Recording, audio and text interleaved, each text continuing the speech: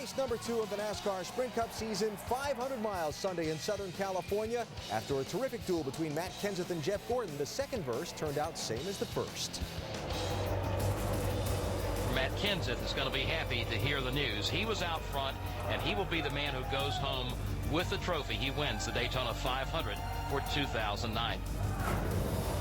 A week ago, he etched his name in the record books as the winner of the Daytona 500. Now, for the third time at the Auto Club Speedway, Matt Kenseth has won here in Southern California.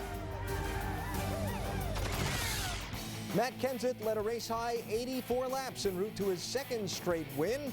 Roush Fenway's 5th straight victory in the spring California race. Jeff Gordon leading 64 laps and finishing second. Jimmy Johnson leading 74 laps, but fading to 9th at the Checkers. We will detail the thrilling late race duel between Kenseth and Gordon, break down how the winning pass was made on pit road, and look into the Chevy engine troubles with our roundtable panel next on NASCAR Now.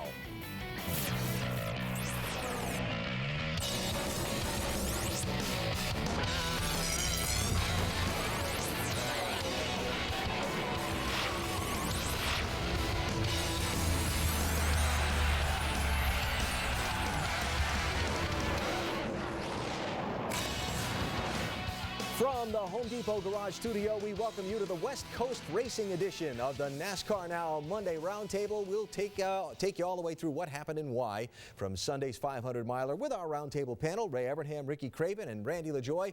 How many of you thought that Jeff Gordon was going to pass Matt Kenseth somewhere in those final laps on Sunday? I did. I did. Yep. After he did 40 laps into the last run, the previous run, to go back and get the lead and then lose the lead on pit road, he figures, I can pass this guy in 30 or 40 laps. Didn't happen. You typically have one shot at this. Jeff actually made a couple shots at it, which was impressive, but still couldn't get it done. All right, let's take you through some of the events of Sunday's race and that terrific fight for the win out in California. Jimmy Johnson led early, then Jeff Gordon and Greg Biffle moved to the front and fought for the top spot. Until this mid-race pit stop when Matt Kenseth introduced himself into the equation. He did. He came in fourth, and we talked about great pit stops. They all had great pit stops. Certainly his pit crew was on, but he was a little bit further down pit road, and I think that momentum of coming down pit road at 55 miles an hour had a little bit to do with getting by those guys. More on that in a minute. 55 to go. Gordon catches Kenseth, begins working him for the lead. He gets it. You know you have a great car when you can go down on the apron lap after lap. And he doesn't do it here, but he spent a lot of time down there, and that's when you know the driver's got a lot of confidence in what he's driving. Pit stops, 41 to go. Biffle overshoots his mark, taking him out of contention, while Kenseth again gets back to the track in front of Gordon. Location, location, location. His pit stalls on the far end. He had the momentum. He come by, he went by both those guys, and as you see the Biffle, he lands on it. He stayed in his box, but he was on his pit hose. And so the air gun wouldn't work, so we got to back the car up by the time. Biffle was out of it by that one mistake. So Gordon runs Kenseth down with about 20 to go, starts trying to work him, just can't find a way around. Again, going back to, you hate to say it, the clean air, but Jeff might have just overheated the right front tire a little bit, but I will tell you, he was driving that car unbelievably hard. So Matt Kenseth runs away from Jeff in the final couple laps, takes the victory in California. Post-race thoughts now from the participants. I feel bad. I don't know what to say. I just let him down. You know, we had the fastest race car, and I got too deep in the box and got the air hose under the left front tire, and we had to back up and lost our track position. Just trying to get a little bit to try and get out in front of the 24. Track position is so tough, and I just made a mistake. I think tonight was really about just how good that whole team is. Roush, Fenway, as well as Matt and those guys on the 17. So we're going to see them at the front, I think, a lot this year. You know, it was funny. I didn't even see them in the picture, and all of a sudden they're leaving pit road first and pulling away. I was like, whoa. You know, I was impressed by that. But we still had what it took to beat them, and so you know, I'm just more optimistic and excited about the fact that we had a car that could win tonight. I'm just wondering when I'm going to wake up. Just been a crazy 2 weeks. I mean, to be able to win the 500 and to spend a week the way we spent it and all the stuff going on, I think it would have been easy for me or my team or anybody to kind of lose their focus. But they went home and put in the work they needed to put in last week and stay up extra hours and work extra hours to be able to make this happen. And they performed better than everybody on pit road, and that gave us a chance to win. Now, let me explain this one carefully, because there are a couple different stats floating around that might confuse you. But Matt Kenseth is the 4th driver in Sprint Cup history to win the Daytona 500 and then the following race. Pretty solid group, too, huh? Gordon, Yarborough, Petty, he goes for the triple in Vegas this Sunday, where he has already won twice. Real key to this race, the pit stop sequence. In fact, the winning pass made on pit road. Want to go back and look at them one at a time, see if we can find some reason why Matt Kenseth was able to get out ahead of Jeff Gordon on these pit stops. First, the one here at lap 43, just shy of halfway, where again, Kenseth is fourth coming down pit road and comes out first. And they had a good stop, there's no doubt, but on a pit road that long where the pit road speed is 55 miles an hour, you're talking about tenths of a second. If you can save a couple tenths getting in your box, a couple tenths getting out, and then have that momentum on pit road, that's great, but I'll tell you this, there's more ways to lose races on pit road than there are to win. You need to be nearly perfect, and they were. Look at what happened to Biffle. We all saw what happened to Junior last week. 17 team is as close to perfect right now as you could get. I want to look ahead now at that second set of pit stops where actually the winning pass was made. There was another caution for rain, another set of pit stops. Kenseth's team held the lead. Then Gordon got by him on the racetrack, setting this pit stop up with 41 to go. And again, this is where the winning pass was made. And Matt Kenseth and his race team, those guys have been so good and so dominant on pit road. It's just amazing. I've lost more races on pit road for bad pit stops. He has won more for good pit stops. When you're crew chief and you pay your guys bonuses for spots gained on pit road? oh yeah, and especially a bonus. There was always an extra bonus for taking the lead on pit road. And just looking at that film there, they made a little adjustment on that stop and still took the lead, and that might made that car a little bit better, and that's why maybe Jeff Gordon couldn't pass them the second time. But I didn't realize so they did that and made an adjustment. Was it a big bonus? It was a decent bonus. You might talk to the guys, probably by today's standards, not. Yeah. Interesting, because we always thought those first spaces down toward turn one, down toward pit exit, were the advantageous spaces to have. But here we saw Kenseth's guys, and you've talked about it already, but way up the other end of pit road, we've seen Chad Knaus do this. Little change in thinking beginning to happen, perhaps? I think so. With Matt, I don't know if it's completely by design because he's not a great qualifier. I think it helped him. Now, I have seen Chad Knaus do it, and that is completely by design, even when they start up front. And there's a way of figuring out time versus distance versus what kind of momentum you have. And that strategy will work sometimes under caution, and maybe not as good under green. It also depends on how many cars are on the lead lap, and there weren't a lot of cars on the lead lap in this race. Yeah, and by the way, Matt's starting 24th, so had the 24th pick of pits for that race. Now, I want to turn to our drivers and talk about some of the racing in the final laps. Final restart happens with 35 to go. Kenseth gets away a little bit, then with 20 to go, Jeff Gordon catches Kenseth, and I mean, he's using all of this racetrack to try and pass him. He is. I want to make 2 points. A great indication of a good, strong race car is restarts. I've said that before. When they take off, you know the drivers are confident. When you got a guy like Jeff Gordon running on the apron for 2/3 of the race, he's got a lot of confidence. And I'm telling you, if Jeff Gordon comes out of the pits first instead of second, I think we're talking about Jeff Gordon winning the race. I think the cars were that equal. You notice, Matt, like you said, Ray, he made a little bit of adjustment to that car late, the last pit stop. Gordon didn't. He said that late in the race. He goes, you know what? I thought I'll be able to go past Matt. But Matt radioed in and said, okay, guys, 40 laps into this run, I'm not as good as I need to be. We still got a 50-lap run here. Let's just do a little bit to it. And they did. And I think that track was changing constantly. And obviously gaining speed. How do you think you could probably start Matt Kenseth in the parking lot and he could still run the top 5? We've seen him start far enough back to be in the parking lot sometimes. Put me inside the helmets there of Kenseth and Jeff Gordon, because I'm watching that and I'm on Sunday night and I'm thinking this: how precise Matt Kenseth has to be behind the wheel, knowing he's got this guy behind him that's pressuring him. But every lap, it didn't seem like his car ever wavered from where he put it on the racetrack. Yeah. I don't think he wins this race if he didn't win the Daytona 500 last week. And I know that sounds obvious to a lot of people, but the fact is, you're talking about margins, 1, 2, 3%, and that's the difference between last year, 2008, with Matt Kenseth, and this year, having won the Daytona 500. What the heck? He's got the wind to his back, I mean, if he loses, if he finishes second, the world doesn't come to an end. I just won the Daytona 500. You know what? You don't want to go into one of those guys' helmets. You ever smell one of those helmets? Yeah, but Jeff Gordon now on the other side of the coin, looking for places on the racetrack. Okay, if Kenseth's going to take the bottom line every time, I've got to go someplace else to get around him.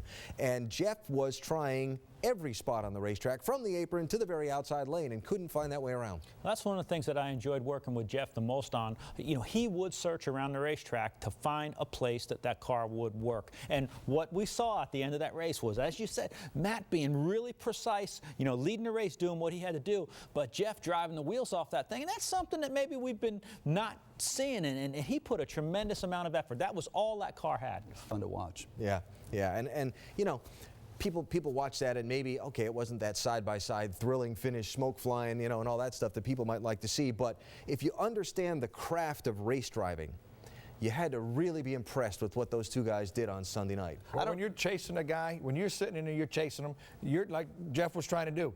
You can gauge, okay, I just picked up a little bit there. I'm on the apron, but the car works good there. I'm 75 feet up the racetrack, and I picked up. Both ends of those racetracks are different, and Jeff was all over trying to gain just a little bit. I don't know if you do this, but I sit home and I drive these cars, and I can almost read Jeff Gordon's mind. When you see him change a lane, what he's doing is the previous lap he went in, he loses the front. He says, I can't do that again. I'm going to burn up that right front tire. So he has to change lane to give the right front a break and to find more grip. And it's fun to watch those guys move around, because you say, he's trying to find a little speed. And he's judging all, he's just, I mean, Matt Kenseth's right there. He knows whether it worked or not that lap by what he saw and what he felt. So Matt Kenseth already with 2 wins to start this season. And our pollsters were curious what you thought of this topic. How many Sprint Cup races will Matt win this season? 2, 3, 4, 5 or more? Log on to ESPN.com. Give us your answer results later in the show. Under the hood on the NASCAR Now Monday Roundtable, Matt Kenseth will join us a little later on. We'll get his take on the twin wins to start the year. That's around the bottom of the hour. And later, Kyle Busch's Super Saturday, leading 238 of a possible 250 laps in a record-setting double dip. But up next, expired engines left a few bow tie boys watching instead of racing at Sunday's finish. That coming up when we return.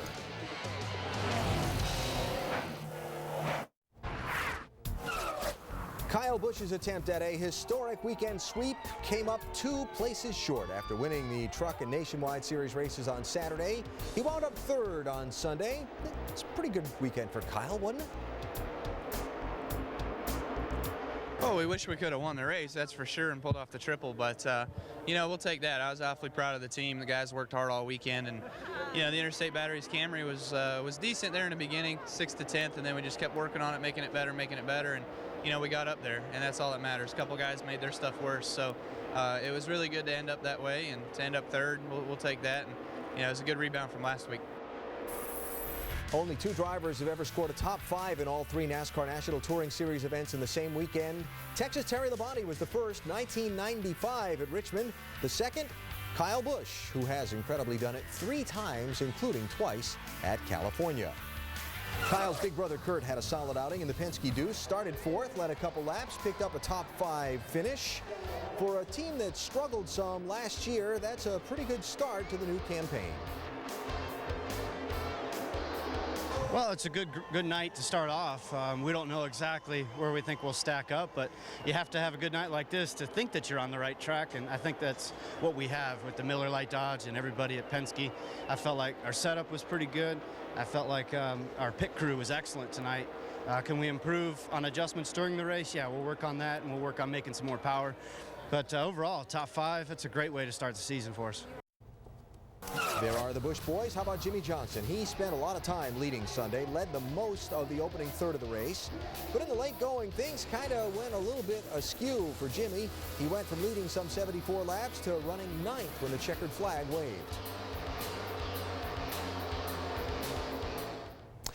Thoughts on the days of Kyle Busch, Kurt Busch, Jimmy Johnson, anybody else? We were talking about Tony Stewart among ourselves earlier. Well, first of all, the Jimmy Johnson thing's a setup, okay?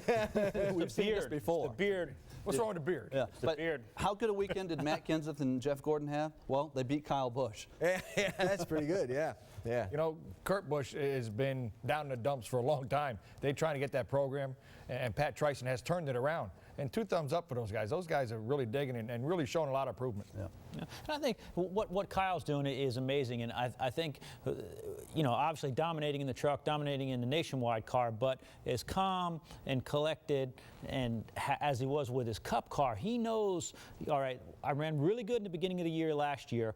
but I want that championship. So they're taking stride. I think they're not going to get nervous. If they don't win a bunch of races now, they're building to be good at the end of the season. Yeah, it's interesting. Kyle, he looks like he's just got everything under control right now in all areas surrounding him.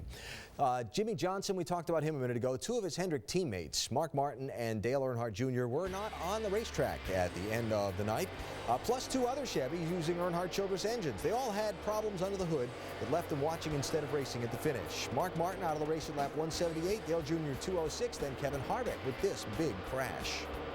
Drove hard to stay on the lead lap, and we was sitting there with that caution going, all right, man, now we got everybody here in front of us, and maybe we can get in the top 10 and get us a good finish. And I felt like we had a good enough car. We'd been running good all night. Yeah, well, this is a hard race on equipment, and it's a long race, and because it starts in the daylight and it ends at night, then you've got to adjust in the middle so you can be good both times, and both in the daylight and at night.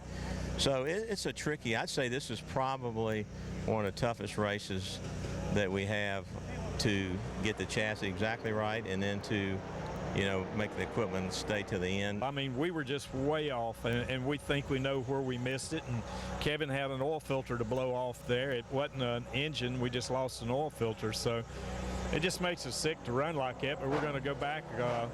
We've been down before. We will come back. That was a nasty hit for Kevin Harvick. Glad to see he was okay. But Kevin's record of 81 races running at the finish is over. His record far from safe. Richard Childress Racing teammate Clint Boyer now has the longest active streak at 75 without a DNF. 4 of the 5 longest streaks in that category, by the way, belong to Richard Childress Racing. So you heard Richard Childress there talk about an oil filter blowing off that 29 car before he hit the wall. That's kind of rare.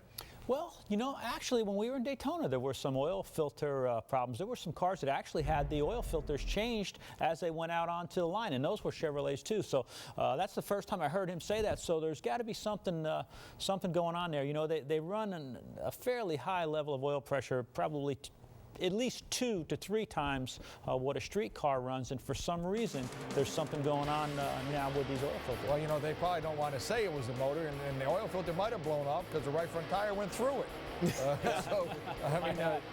Thank God for the safer barrier on that one. Yeah, look at this hit. I mean, that's just, wow. Bottom to the top. And from the driver's perspective, you got a lot of time to think about it. Yeah. At a place like California or Michigan. It's going to hurt. It's going to hurt. But, an awful lot of smoke there out from the front wheel. So it well could have been an oil filter. Didn't see a lot of parts and pieces like we did in Nationwide when, well, there we go. Well, there's parts and pieces now. A lot of smoke, parts and pieces after we hit the wall, brake rotors and whatnot, but certainly just a lot of smoke out the front wheels in the area of where the oil filter would be. Here's the other view right there. Yeah, see a lot of smoke, not a lot of sparks, not a lot of parts flying right there. When you see that much smoke coming out of the wheel wells and out of the vent, it could well have been a normally the oil filter's on the left front corner, and just the pressure would just sling the oil to the right front tire, which you won't be able to turn, correct? Yeah. Now, knowing how these things work inside a race shop, as you do, with the all-night travel from the West Coast and the fact that those cars have to come all the way back to North Carolina to the team shops, do you think they actually have, the Hendrick people, the ECR people, a definitive answer on what's happened yet? Well, we tried to get in touch with some of the Hendrick people today and didn't get a call back. Obviously, they're busy. The cars are not back. I'm sure if it was a valve spring or a lifter problem, which it might have been valve train Hendrick related, they don't have those parts, and they're really reluctant to say, because until you take that stuff, lay it out and examine it, you don't know whether it's the lifter, the push rod, the valve spring, the valve, what went first. What I will tell you is that the RPM that they're turning these things for that long, California is really tough, and the harmonics are so critical.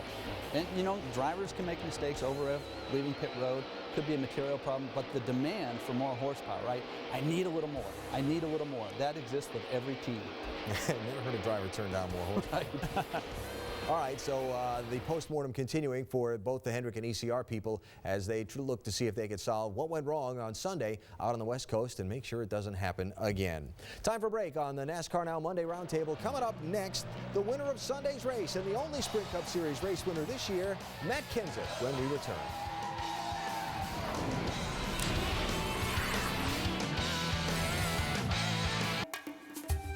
A lot on the line for these drivers, hoping to find out what their cars are going to be doing the next several weeks. They go to tracks similar to this.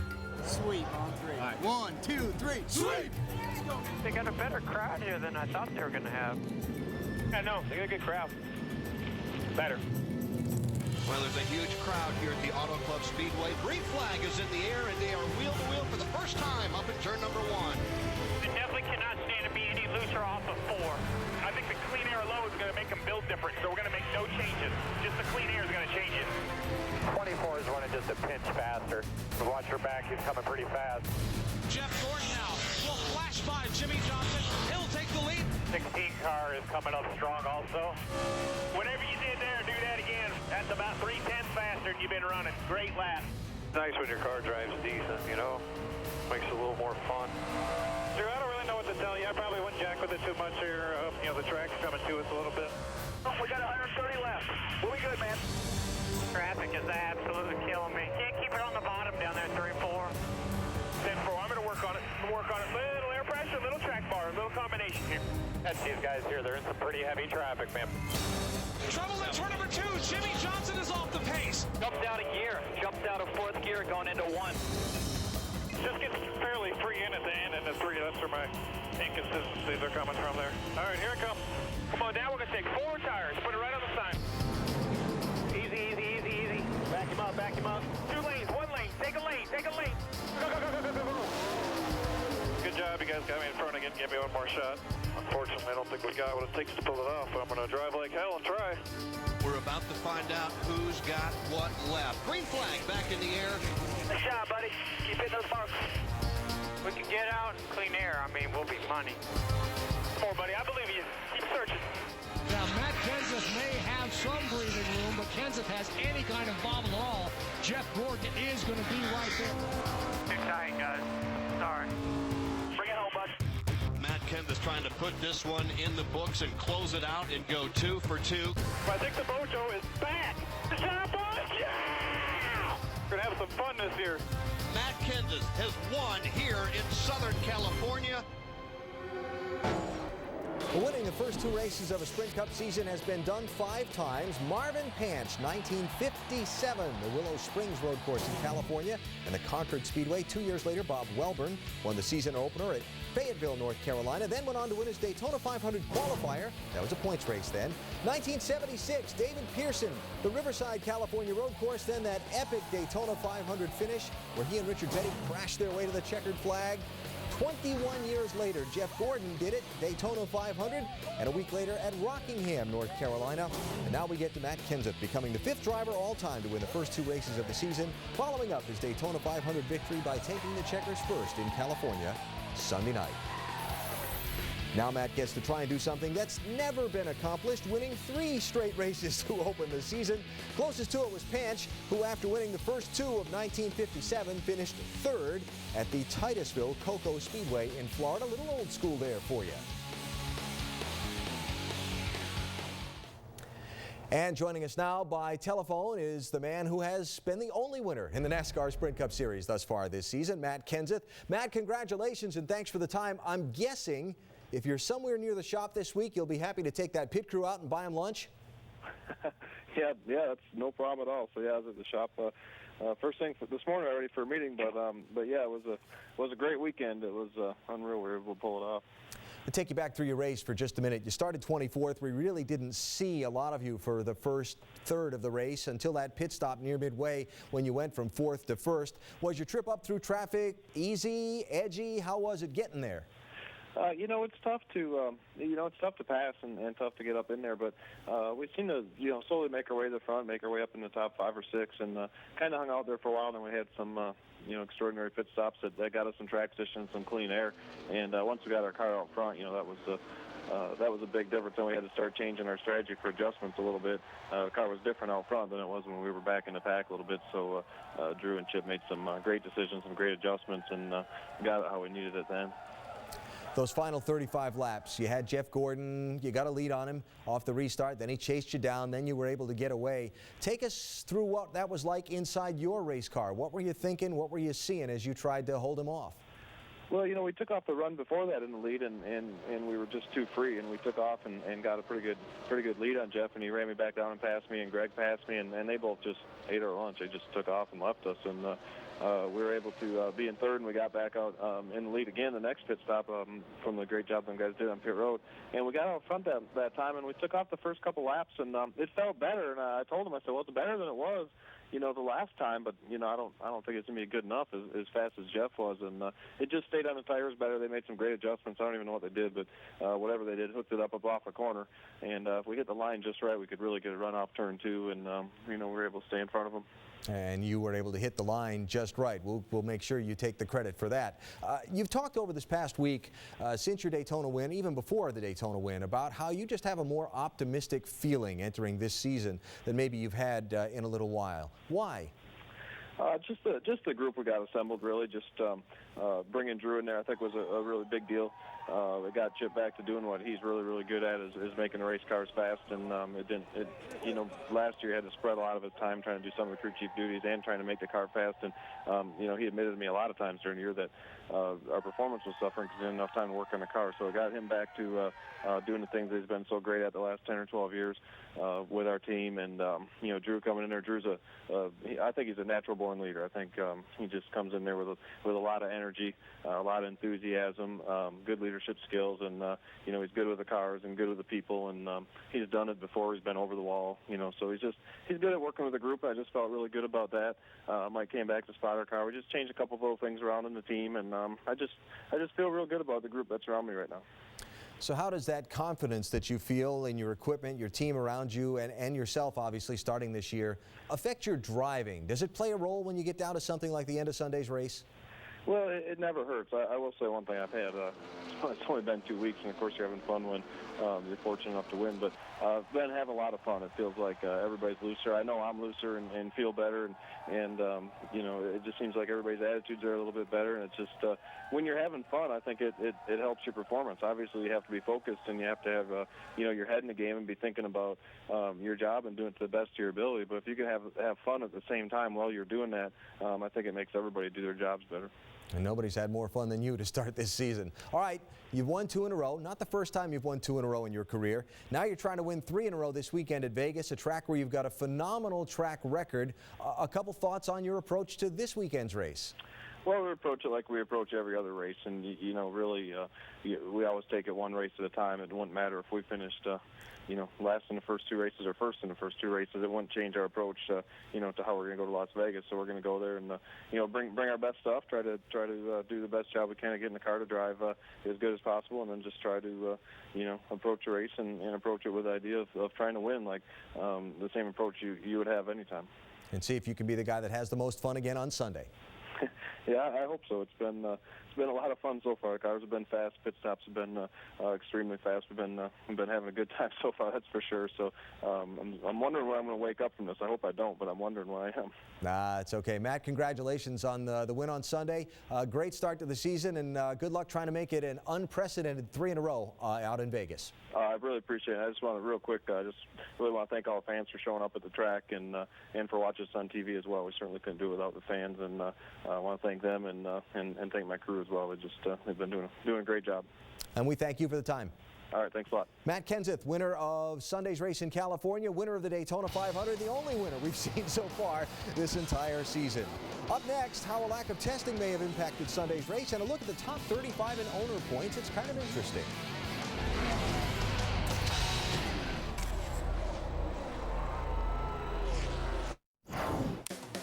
A couple other details to clean up from Sunday's California race. 48 cars attempted to qualify, exactly the same number that showed up a year ago. NASCAR estimating 78,000 were there for the event, more than were there for the start of the 08 race on Sunday. Remember, that race was rained out, finished on Monday. And this question, did no off-season testing affect Sunday's race? I think as long as no one has testing, I don't see how no testing is going to affect the races. I think NASCAR's crystal ball is pretty accurate with the economy, with everything the way it is. It makes Jeff Gordon even more valuable. He's done it for 15 years. He understands all these racetracks. He understands every bump, every seam, every paving seam. He understands what it takes to win, and he's without a doubt 100% committed. The team's 100% committed, and we just need to keep working on the details and not let one good round of California, get us kind of lazy. We need to make sure we're really focused, and we need to keep getting better. It was a great race for the veterans that that always run up front. They were there. We certainly made gains throughout the day. Joey learned a lot, but it's just track time is just, I don't know, it's just invaluable. You can't do without it at this level. In the big picture, absolutely positively probably needed to be done for the sport, for our car owners and things. So I understand that. It's just frustrating for me right now because we're struggling a little bit, and we don't know. We can't go places, and try and learn anything with a young rookie driver. Two crew chiefs of drivers on opposite ends of the experience spectrum on whether or not NASCAR's off-season testing ban, and in fact full-season testing ban, had some effect on Sunday's race. That was one of the topics that was being batted around before we went into California. How would there being no testing on an open track play out? Thoughts? You think it affected the racing we saw in any way? I don't think it affected the racing, and I think those are not only two crew chiefs, but two good crew chiefs. And if they had different drivers, they'd be saying the same thing. The no testing is good for the overall sport and the economy, tougher on Zippy with a rookie driver, better for Steven with a veteran driver. Yeah, I think a quick measure of how well it worked without the testing is that we didn't have any blown tires. And blown tires are an indication that you got behind on something, right? And the tire wear would be an issue, but we didn't have that. So I think it was good. In fact, only one crash. That was the Kevin Harvick thing with the oil filter, according to Richard Childress. And other than that, all the other cautions Sunday were for rain. That's right. But you look at Joey Logano, 18 years old. Look at Scott Speed. He's a young boy, both going for the Rookie of the Year honors. And Joey doesn't have a lot of experience in this type of car. Run third in a nationwide race, run very well. But then again, this big car, this COT car, it's totally different. When was the last time you see somebody run out of brakes like McMurray did during a race at California? Never. But these cars are so much horsepower, 875 horsepower. These things are a handful. Whoa, whoa, whoa, I got to slow this thing down and make this corner. So these cars are totally different to drive. An 18-year-old kid is having just a little bit of trouble. So it's going to, basically what you're saying is the testing would help the inexperienced guys like Zippy said, but you know what, that's the way it is. You have to get it under 500-mile conditions. And one of the things I think that helps that we didn't see cautions and a lot of cars dropping out, I think the no testings really helped these teams be a lot more prepared. At the shops, yeah. That's for sure. Now, something else I found interesting to look at after Sunday's race. Top 35 in owner points, and who's down there by the bubble? That's the 88 car for Dale Earnhardt Jr. in 35th place, 2 points ahead of Eric Almirola's 8 car for the Ganassi Earnhardt team. And then you got Logano back there, 14 points out of 35th. Now, remember that last year's final owner points are in use through the first 5 races of the season, so none of those guys are going to miss a race. But just interesting to look at who's down there facing some pressure as we get thinking ahead towards Martinsville, where this year's owner points will determine who gets locked in. Those drivers, those teams, that weigh on their minds any over these next few weeks? Well, they're probably going to say it's not, but it is. There's no doubt about it. You're thinking, okay, I've had a couple bad races. Junior's run better than that. He had a good car, had an engine problem. He had a good car at Daytona, had the crash. But he's thinking, man, if this happens 1 or 2 more times, I'm going to be outside the top 35. So you're surely thinking about it. Top 35, heck, wait till Richmond, right? They're already counting points towards the chase. These guys are thinking chase now. I can't give up no more points. I got to be in that chase. We're talking about it. They're thinking about it. There's all sorts of pressure in this business, but nothing compares to the pressure they put on themselves. Now they got the added pressure of just having to get to the racetrack and be fast. Yeah, have trouble at Las Vegas or Atlanta and really start to see the pressure mount for some of those guys. Time for a break on the Monday Roundtable edition of NASCAR Now. Up next, Kyle's Killer Saturday. That when the NASCAR Now Monday Roundtable returns.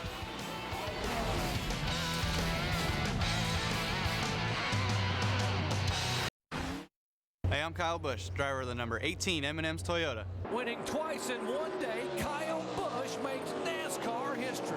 And you're watching NASCAR Now on ESPN2. Why, thank you, Kyle. A little doubleheader at California on Saturday. First up, 200 miles for the Camping World Truck Series. Kyle, starting from the pole in the 51 truck, gets the lead right off the bat. A lead that would be huge much of the day. Lap 26, Brian Scott in the 16 and Mike Skinner in the 5. What happened there? See you, kid. Yeah, basically. Even when the caution flag brought the field back to Kyle's tailgate, he left it again after the restart. Only chance anybody had was if something went wrong on Kyle's final pit stop. It didn't. Busch went by Colin Brown for the lead after getting back on track and moved away from there. And all Kyle led 95 of the 100 laps en route to win number 1 on the day, with another race still to come. Different driving suit, different vehicle. Kyle now ready to go in the Gibbs Nationwide Series Camry, starting second alongside Carl Edwards on the front row.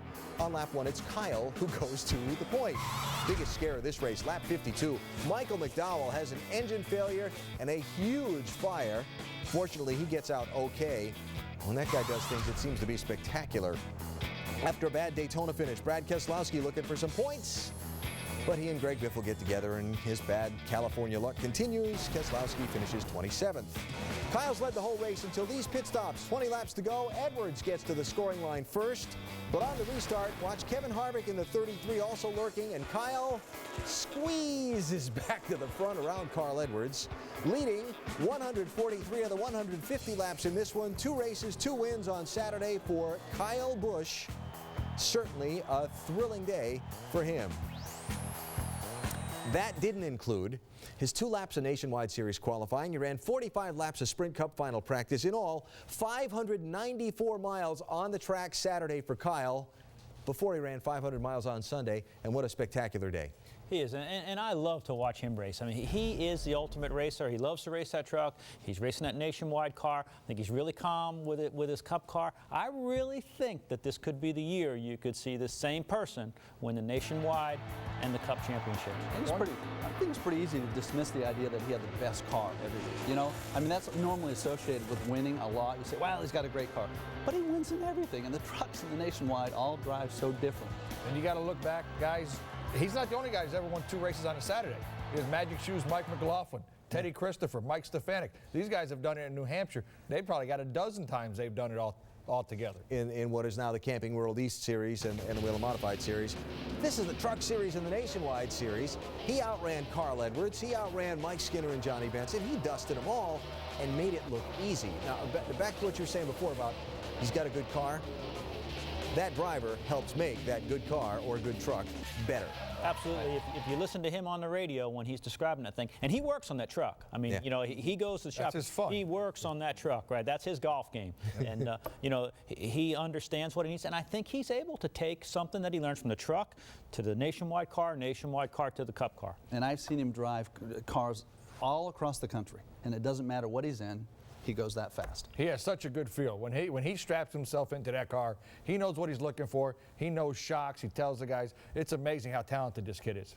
No one would have been surprised if he won the Cup race on Sunday and made the weekend sweep. It's something that certainly could happen later this year when we see a lot of the 3 series at the same track on the same weekend. Still, to finish 3rd, as strong as Matt Kenseth and Jeff Gordon were, and you heard Kyle earlier in our Cup review segment saying they had to work on their car and work on it and work on it. To come up with 3rd, that was a solid run, too. Yeah, and that was the key. You know, he said his car wasn't good. They kept working on it to make it better, and he wasn't upset about it. You know, if you look at him, he's got a ton of confidence. He's confident in his team. He's happy in his place right now at Joe Gibbs Racing. And in NASCAR, I mean, this is going to be somebody that is going to be a legitimate threat in all 3 of those series all year long. Does it impress you that 23, 24-year-old can give feedback the way he does to his crew chief? Like Alan just said, they didn't start out that good. He finished 3rd, not only because of his driving talent, but he perfected what he needed throughout the course of the race.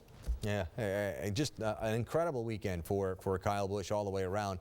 And again, I say no one would be surprised if he does a weekend triple someplace at some point in this season. Now, this weekend it's off to Kyle's hometown, Las Vegas, for the weekend's racing. Who will be the high rollers on the weekend? That when we come back.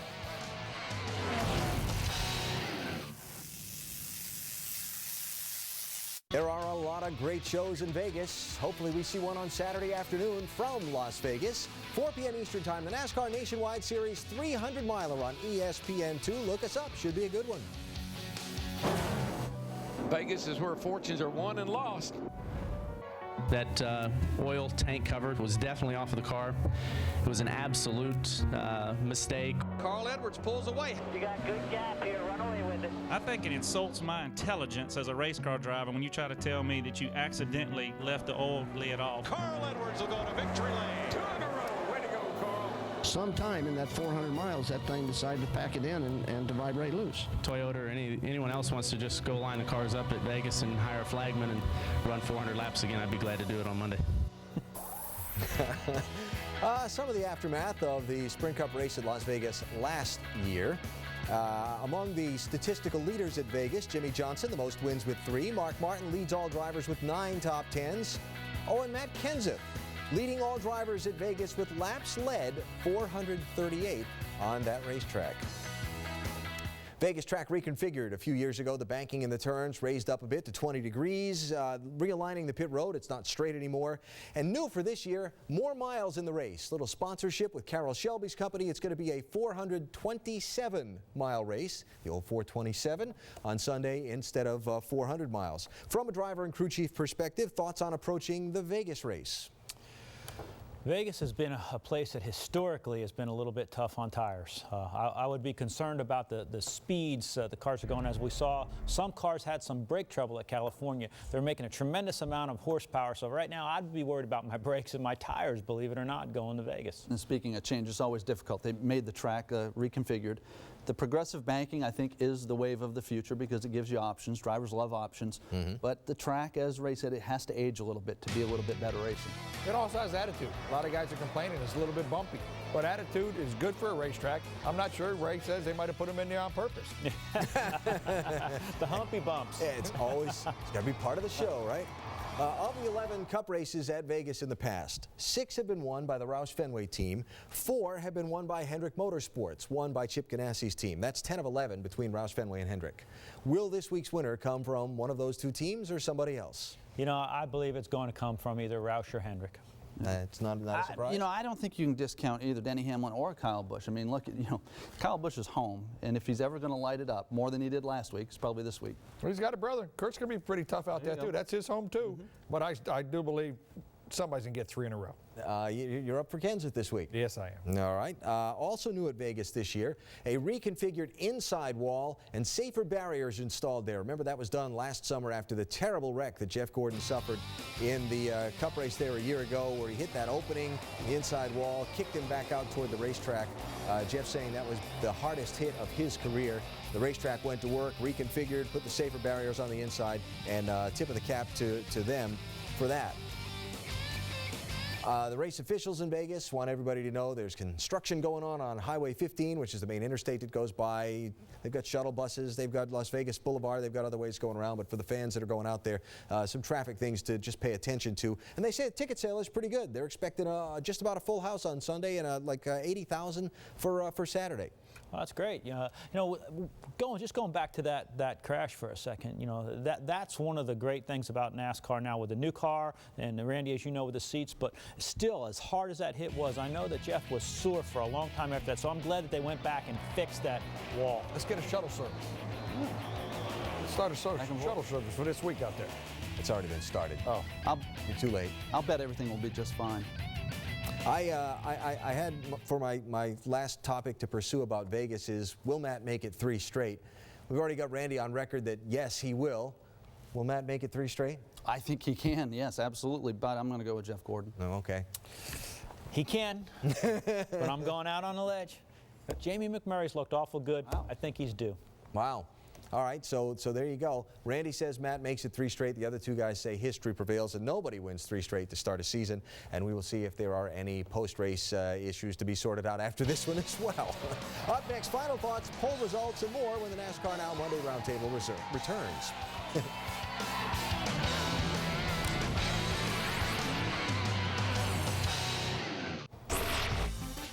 All right, earlier we asked you, how many races will Matt Kenseth win this year? 2, 3, 4, 5 or more? And of those who've checked in so far, 4 seems to be the popular number. He might win 4 next month. Yeah, might have won 4 by next month. And the Mainers, by the way, Ricky's saying 2 races, being one of the states that checked in for Maine. All right, among other notes, we want to mention to you, Matt Kenseth will autograph 150 street pole banners that were displayed along International Speedway Boulevard, welcoming fans to the Daytona 500. They'll be sold through the NASCAR Foundation to benefit motor racing outreach. NASCAR.com/foundation for more information.